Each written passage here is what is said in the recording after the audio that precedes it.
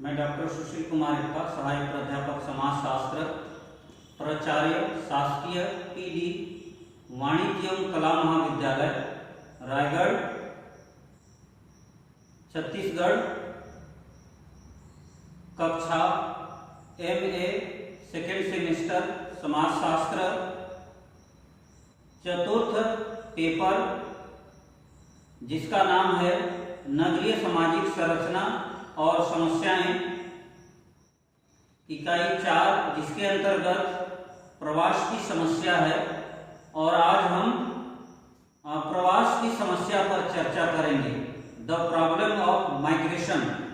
साधारण बोलचाल की भाषा में एक स्थान से दूसरे स्थान पर थोड़े समय के लिए घूमने फिरने जाना या अस्थायी रूप से बस जाना प्रवास माना जाता है। लेकिन समाजशास्त्र की भाषा में यह जो प्रवास का अर्थ है ठीक प्रतीत नहीं होता है। समाजशास्त्र की भाषा में प्रवास अंग्रेजी शब्द के माइग्रेशन का हिंदी रूपांतरण है, जिसका अर्थ है देशांतरण, निवास। प्रवास का अर्थ है एक मूल स्थान को छोड़कर दूसरे स्थान को जाना, यहाँ वहाँ अस्थायी तौर पर निवास करना और अपने मूल निवास से संपर्क बनाए रखना तथा कभी कभी आवश्यकता के अनुसार समय समय पर आते जाते रहना प्रवास कहलाता है।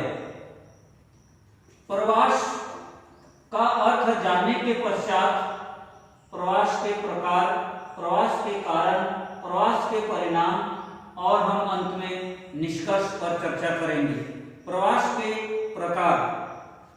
पहला जो प्रकार है दैनिक प्रवास।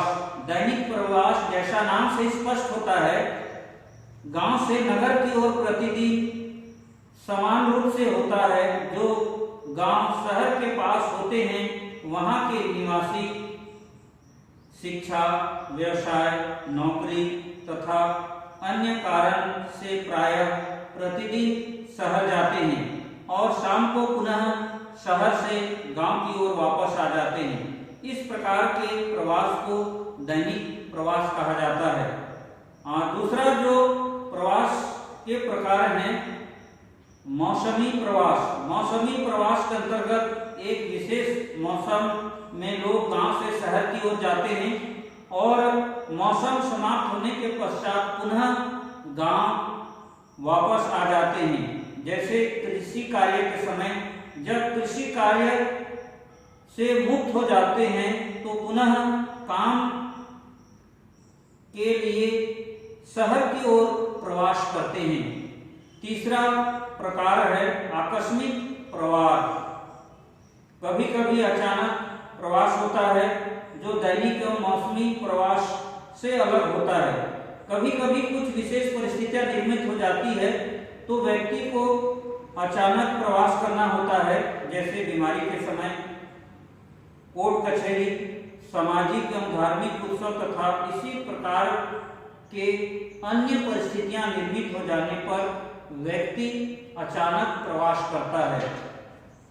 प्रवास के प्रकार का अंतिम रूप है अस्थायी प्रवास। अस्थायी प्रवास में व्यक्ति गांव छोड़कर शहर में रहने लगता है। जब व्यक्ति गांव छोड़कर शहर चला जाता है तो उसे पुनः गांव आने की इच्छा नहीं होती है।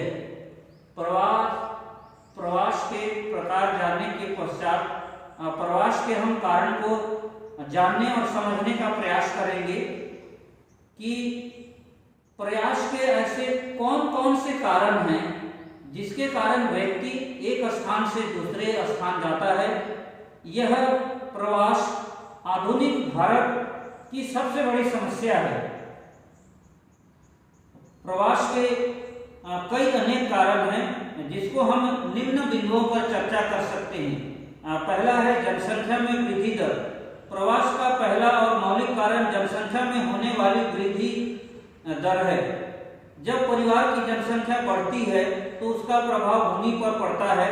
कृषि का निम्न स्थिति होने के कारण जनसंख्या का भार व्यक्ति को असहनीय हो जाता है और व्यक्ति जीवन यापन के लिए प्रवास करता है। दूसरा है कुटीर उद्योगों का ह्रास। भारतीय ग्रामों में कृषि के साथ साथ कुटीर उद्योगों का प्रचलन था, लेकिन वर्तमान में कुटीर उद्योग समाप्त हो गया और व्यक्ति किसी उद्योग धंधे में या किसी अन्य जगह कार्य करने के लिए व्यक्ति गांव से शहर की ओर प्रवास करता है। तीसरा है भूमिहीन कृषक। भारत में कुछ किसान ऐसे हैं जिसके पास कृषि कार्य करने के लिए जमीन नहीं है। वे कृषक अपने परिवार के भरण पोषण के लिए गांव से शहर की ओर प्रवास करते हैं। चौथा प्रवास के कारण है ऋणग्रस्तता। ऋणग्रस्तता भारतीय जीवन की प्रमुख विशेषता है। भारत का प्रत्येक परिवार एवं व्यक्ति ऋणग्रस्तता का शिकार है और यह ऋणग्रस्तता एक पीढ़ी से दूसरी पीढ़ी हस्तांतरित होता रहता है। इस ऋण को चुकाने के लिए व्यक्ति ग्रामों से नगरों की ओर प्रवास करते हैं। नेक्स्ट है पांचवा संयुक्त परिवार। भारत में संयुक्त परिवार की प्रथा थी, लेकिन औद्योगिकरण एवं नगरीकरण के कारण संयुक्त परिवार एकांकी परिवार में बदल रहा है। संयुक्त परिवार का विघटन भी प्रवास का एक प्रमुख कारण है। नेक्स्ट है छठवां पारिवारिक कलह। आधुनिक भारत में पारिवारिक कलह निरंतर बढ़ते जा रहा है, जिसका प्रमुख कारण व्यक्तिवादिता। इससे बचने के लिए व्यक्ति का प्रवास गांव से शहर की ओर हो रहा है। सातवां है धन कमाने के लिए। वर्तमान में पैसा को अधिक महत्व दिया जा रहा है। कुछ व्यक्ति शहर जाकर धन कमाना चाहते हैं। इसी उद्देश्य की पूर्ति के लिए व्यक्ति गांव से नगर की ओर प्रवास करता है। आठवां कारण है आधुनिक अधिक मजदूरी की आशा। गांव की तुलना शहर में अधिक मजदूरी मिलती है तथा इस आशा से व्यक्ति नगर की ओर प्रवास करता है। नौवां है नगरों का आकर्षण। यदि हम ग्रामीण और नगरीय जीवन की तुलना करें तो गांवों की तुलना में शहरों में अधिक सुविधाएं हैं, जैसे शिक्षा, व्यवसाय, स्वास्थ्य, यातायात, सुरक्षा। कारण जानने के पश्चात हम प्रवास के परिणाम को हम समझने का प्रयास करेंगे। आप लोगों को मैं बताना चाहता हूँ। पहला है सांस्कृतिक संघर्ष। जब व्यक्ति प्रवास करता है तो दो प्रकार के संस्कृतियों का सामना करना पड़ता है। पहला है अपनी पैतृक संस्कृति और दूसरा है वर्तमान प्रवास संस्कृति। दोनों सांस्कृतिक मूल्यों में संघर्ष होता है। इससे समाज का विघटन होता है और व्यक्ति के मूल्यों में गिरावट आती है।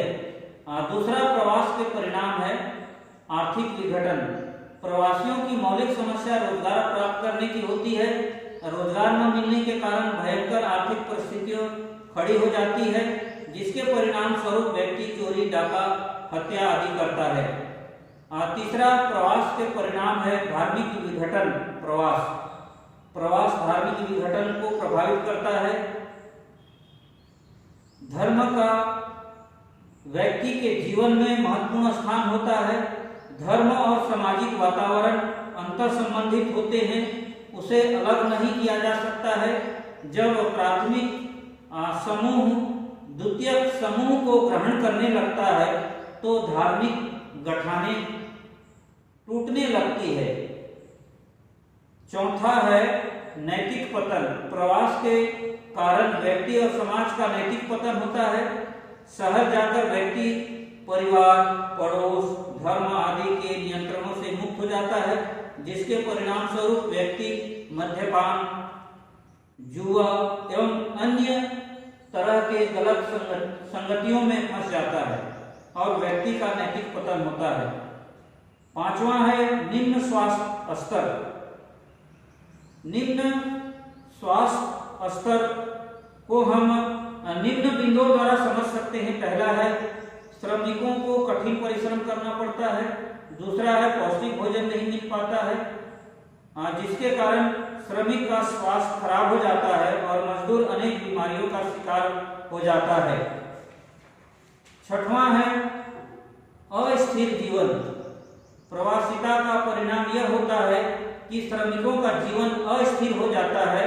वे कभी शहर में रहते हैं तो कभी गांव में, कभी शहर जाकर उद्योगों में काम करते हैं तो कभी कृषि कार्यों का संपादन करते हैं, जिसके कारण व्यक्तिगत एवं पारिवारिक जीवन उनका अस्थिर हो जाता है। बेरोजगारी का भय। प्रवासिता से बेरोजगारी एवं अर्ध बेरोजगारी बढ़ने का भय रहता है। जब मजदूर छुट्टी के बाद काम पर नहीं लौटता है और छुट्टी बढ़ाता है तो उसके स्थान पर नई नियुक्तियां कर दी जाती है। इससे बेरोजगारी बढ़ने का भय उत्पन्न हो जाता है। मैं आज आप लोगों के सामने प्रवास की समस्या, जो भारत की एक महत्वपूर्ण समस्या है, इस विषय पर आप लोगों को समझाने का प्रयास किया। इन्हीं शुभकामनाओं के साथ मैं अपनी वाणी को विराम देता हूँ। थैंक यू, धन्यवाद।